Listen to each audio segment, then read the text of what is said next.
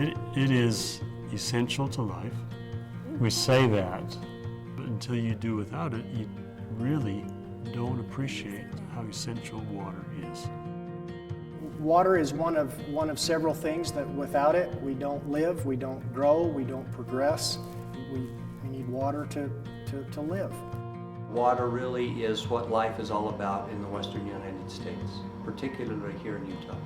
It takes a tremendous amount of effort to make sure that there is safe, clean drinking water to every tap. Well, actually, without water and a good water supply, there is no life, there is no growth. Water development is not as simple as it may sound. There is just an awful lot of work. Some of it's politics, some of it's money, some of it's human relationships. There's just, you name it, it's probably involved in water development. For many inhabitants of the early United States, as well as for immigrants from all around the world, the American West was viewed as a land of plenty, full of new possibility. Pioneers and those who followed them migrated west in search of land ownership, economic opportunity, and freedom. But life in the West was not without complication. Despite its abundance, the arid American West can be an unforgiving land. To carve a fruitful existence out of the mountains and deserts, Westerners have had to work together to find innovative ways to access and utilize the resource most necessary to their survival: water. Extracting a reliable water supply from the western region has proven difficult, especially in Utah. According to statewide precipitation averages, Utah is the second driest state in the Union. To further complicate matters, Utah's most significant precipitation arrives as snow in the Wasatch and Uinta Mountains. Left unattended, the state's rivers and streams often flood as the snow quickly melts, and then nearly dry up by late summer before crops can fully mature. When Mormon pioneers arrived in what is present-day Salt Lake City in July of 1847, they found the soil so dry it was impossible to plow. At the exhortation of Brigham Young, their leader, they got to work on irrigation immediately. They would eventually have an elaborate system of ditches and canals. As more and more people settled along the Wasatch Front, it became increasingly difficult to provide an adequate water supply. By the turn of the century, just years after achieving statehood, Utah had nearly reached its water development limits, and the existing water supply had all been spoken for. To better ensure Utah's future growth and to help with the recognition of water rights, the Office of State Engineer was created.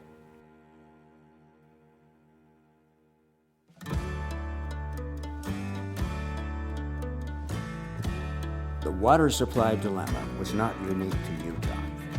Growing population was pushing the limits of locally available water throughout the West.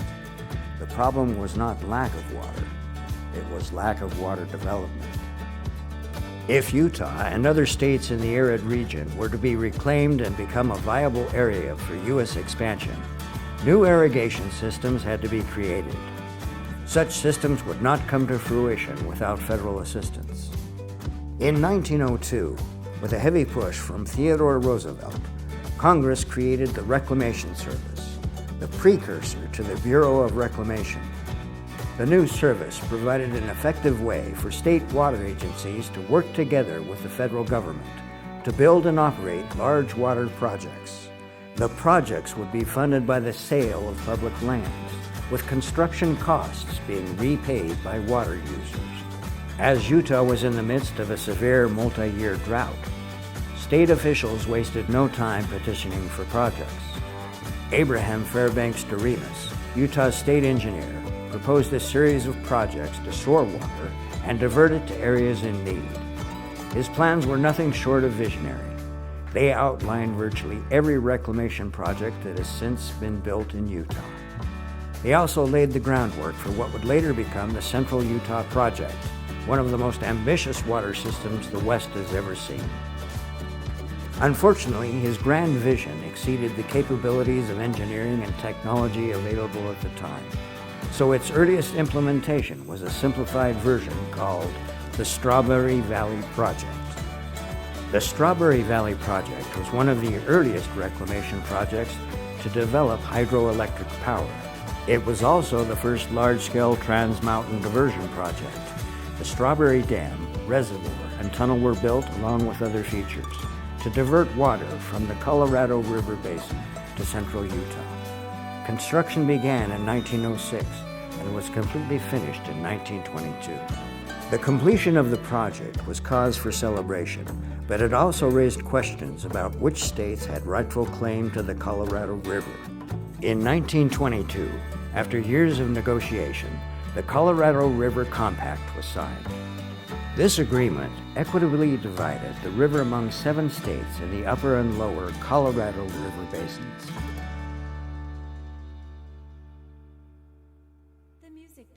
By the mid-1930s, Utah was in the depths of the Great Depression and a severe drought. With no rain on the horizon, the situation was dire. To help alleviate the effects of the drought and provide a water source for the future, President Roosevelt approved Reclamation's Provo River Project.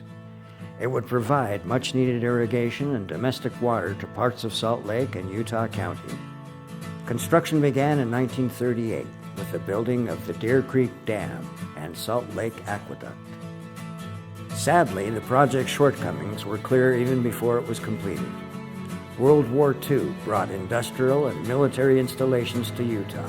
Returning GIs fueled both a housing and a baby boom. Utah needed a more robust water supply, one that could properly meet the state's ever-changing needs. Utah officials had long envisioned a project that would divert water from the Colorado River and its tributaries to the farms and cities of Utah's populated areas. With the war over, plans for the Central Utah Project were finally unveiled. The Central Utah Project, or CUP, was presented as part of a much larger water development scheme for the entire upper Colorado River Basin. The Colorado River Storage Project, as it would later come to be known, would link multiple irrigation projects together to benefit the entire river basin. One of the most extensive river resource developments in the world, it would include large reservoirs to meet delivery obligations to the lower basin states and hydroelectric dams to produce much-needed power. The Colorado River Storage Project was authorized in 1956. Several participating projects, including the CUP, could now take place. Over the following decades, however, many obstacles would present themselves. Before construction on any reclamation project could begin, federal law required that a portion of the project costs be repaid by local beneficiaries. To further complicate matters, reclamation officials insisted on carrying out the CUP payments with a single agency. The Water Conservation Act of 1941 allowed for the creation of local water districts, but reclamation was now wanting to deal with a master district. Creating such a district was not an easy task. It would require an amendment to state law and the cooperation of 7 counties, each with a host of concerns. To address such concerns, a general committee was formed. After a year of meetings, several major issues had been resolved. From there, the committee and many others worked hard to gain public support. They knew how important the CUP was to Utah's development. In March of 1964, the Central Utah Water Conservancy District was formed and its 17 directors sworn in. The music bed.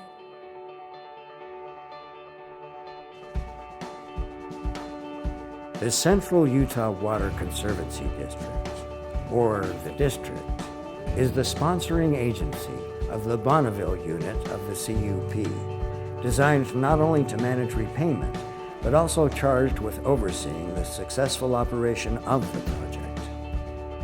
Since its inception, the district has worked tirelessly, together with the Bureau of Reclamation and the Department of the Interior, to drive the CUP closer to completion and safeguard Utah's future water supply. Over the years, they've completed several important projects. The massive nature of the Central Utah project required that it be divided into several units. The largest unit is the Bonneville unit. So we got going on the Bonneville unit. Of course, there's a lot of water rights that are needed to make all of the supplies and many exchanges that are involved. The water rights for the project are very junior, which means all other water rights have to be satisfied before the Central Utah project could divert water. Water rights were obtained on the Duchesne River, the Strawberry River, Strawberry Valley, and other filings were made. The starvation complex allows for water to be delivered downstream in the Duchesne area as if it otherwise would have been, so that water upstream can be collected, brought into Strawberry Reservoir, and then diverted across the divide into the Wasatch Front at times it's necessary. The Strawberry Reservoir was originally constructed to a size of approximately 250,000 acre-feet to provide for an additional delivery of roughly 102,000 acre-feet to the Central Utah project. The reservoir needed to be expanded.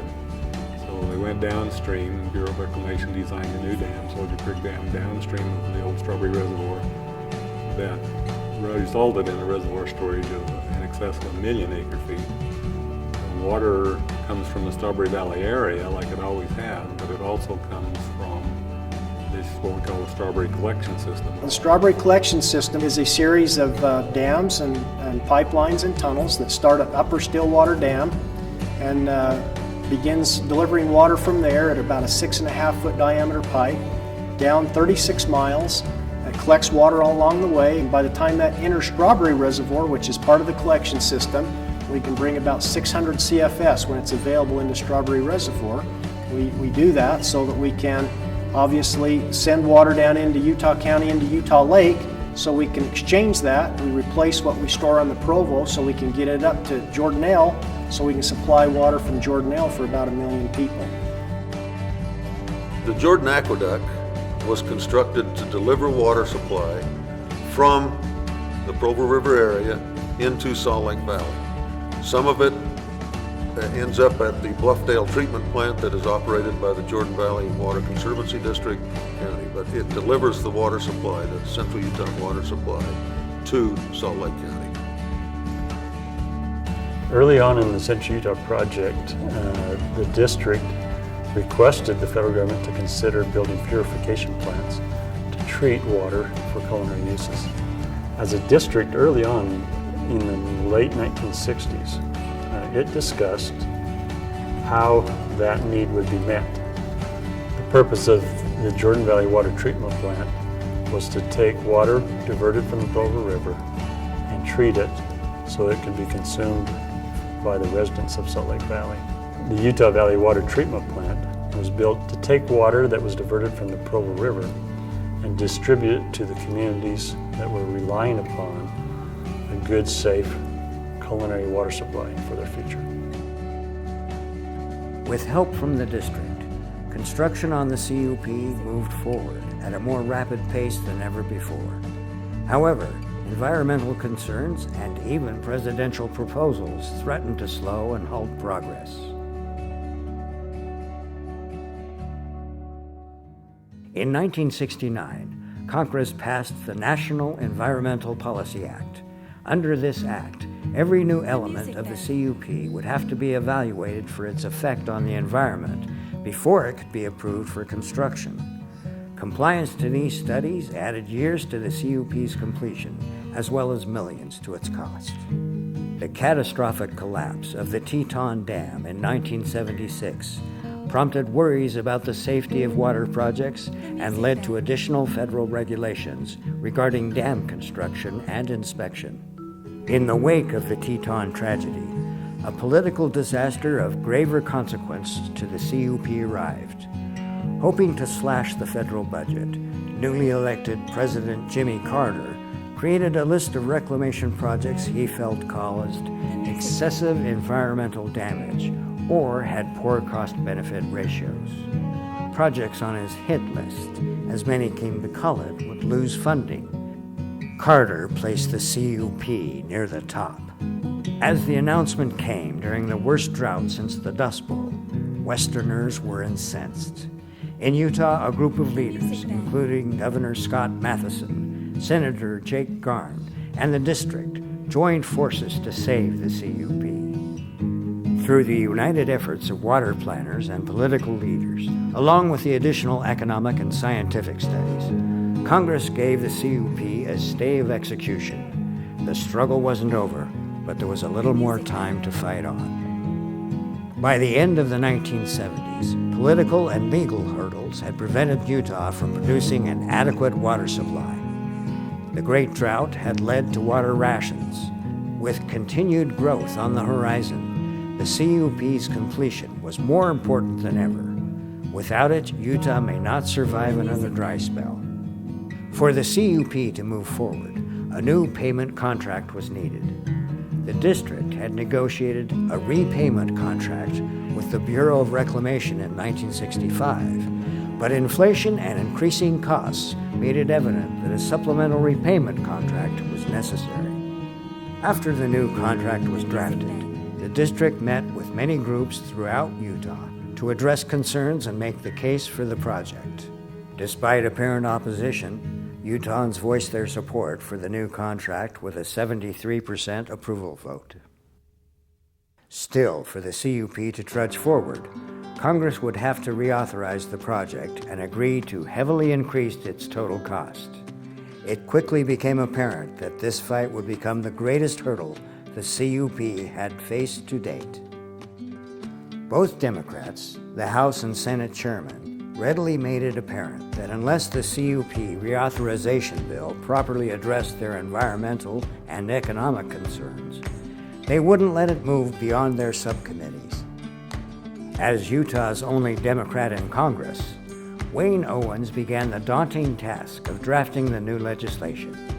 He worked closely with environmental groups to ensure that measures to repair and further benefit river flows and ecosystems, as well as wilderness and wildlife, were included in the bill. To improve the economic viability of the CUP, the district proposed streamlining the project and dropping several features that had questionable cost-benefit ratios. Despite their efforts, heavy environmental opposition to the CUP and disagreements over various proposals in the bill caused the legislation to fail. The Utah congressional delegation, the district, and environmental groups took up another round of negotiations. Several weeks later, a revised bill emerged. Its environmental measures immediately alarmed Salt Lake area water officials. Don Christiansen, the district's manager, together with Marcus Faust, the district's Washington counsel, and 6 Salt Lake Valley water officials, hurriedly traveled to D.C. to meet with Wayne Owens and the members of the environmental opposition. Owens typed changes to the bill as the group negotiated. A compromise was finally reached at 2 in the morning. The new version, officially titled the Central Utah Project Completion Act, was met with approval and was finally led out of the House and Senate committees. Reclamation and the George H.W. Bush administration flatly opposed the bill. They disagreed with many of its proposals.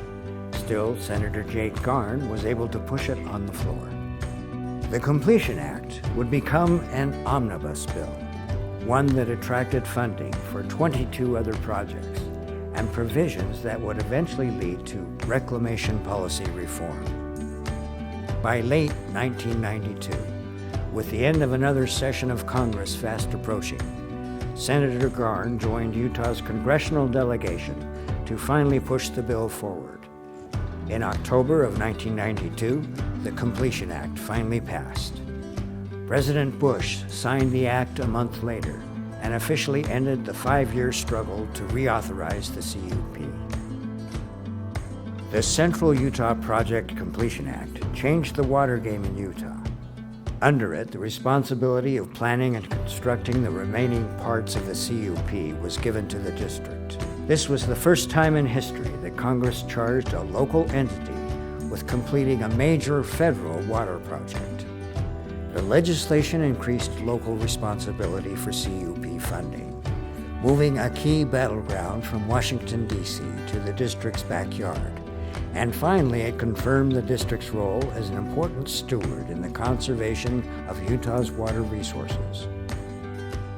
After 3 decades of hard work and inspired leadership, the Central Utah Water Conservancy District went from being a one-task repayment agency to a key player in water politics in Utah and throughout the West.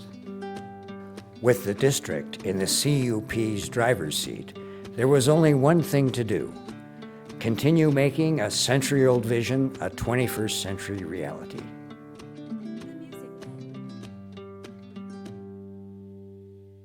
Around the same time as work was moving forward on the Completion Act, Don Christiansen began an assertive campaign to remove roadblocks and begin construction on the Jordanelle Dam and Reservoir. The music bed. The Jordanelle Dam has a very important part to play in the Central Utah project. The primary purpose for Jordanelle Reservoir is to store culinary drinking water over a long period of time for the North Utah County and Salt Lake County areas. There were those who didn't think dams needed to be built anymore. There were those that had concern about the geology, and of course there were those that had concern about cost. Jordanelle Dam has been much more of a success than anyone ever thought it could be. There were those who felt it would not hold water because of the geology. That obviously is not an issue. There were those who thought there would not be enough water supply to fill it. Those questions also have been answered because it filled much sooner than we expected it to. Hydrology was a great blessing for us on the years, but it filled sooner than we ever expected that it would fill.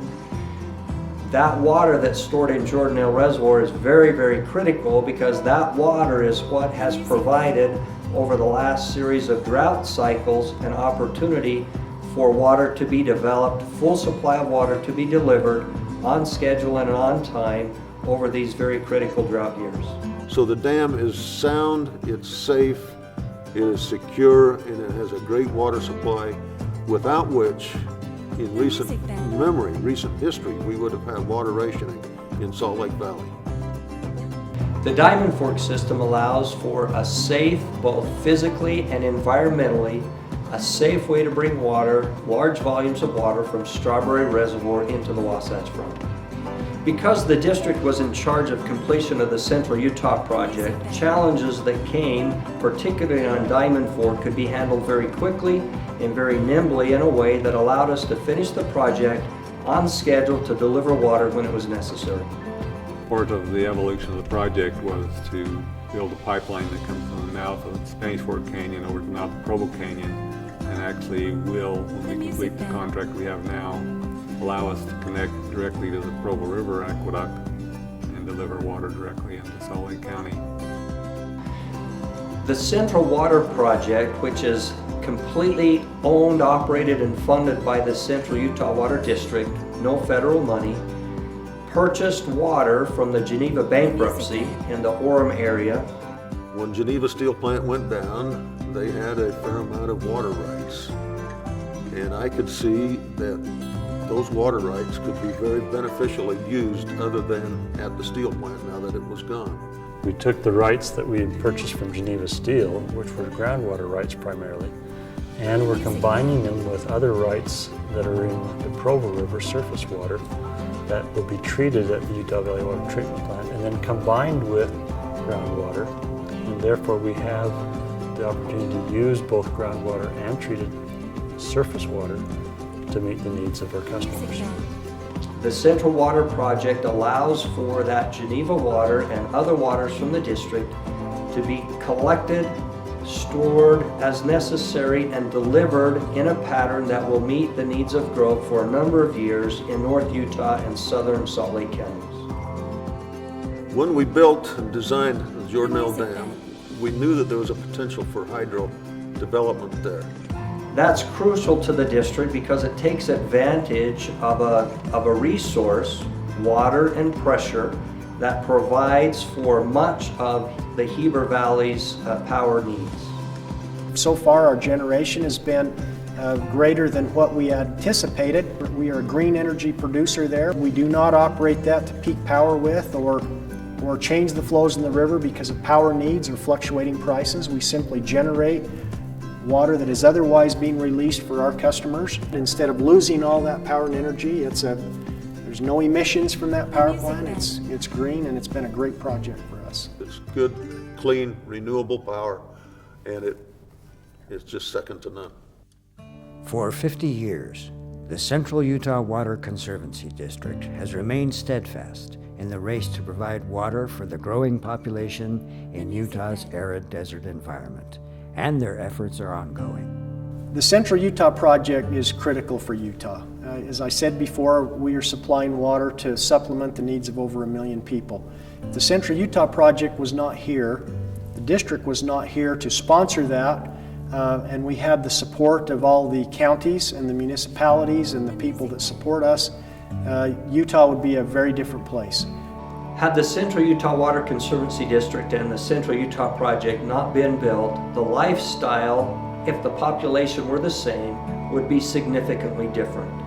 I don't know that the population could be as big as it is without the Central Utah Project, but if the project weren't here, population certainly would be limited and lifestyle would be drastically different. The Central Utah Water Conservancy District has fueled a lot of the economy in Utah, especially in the last 10 years.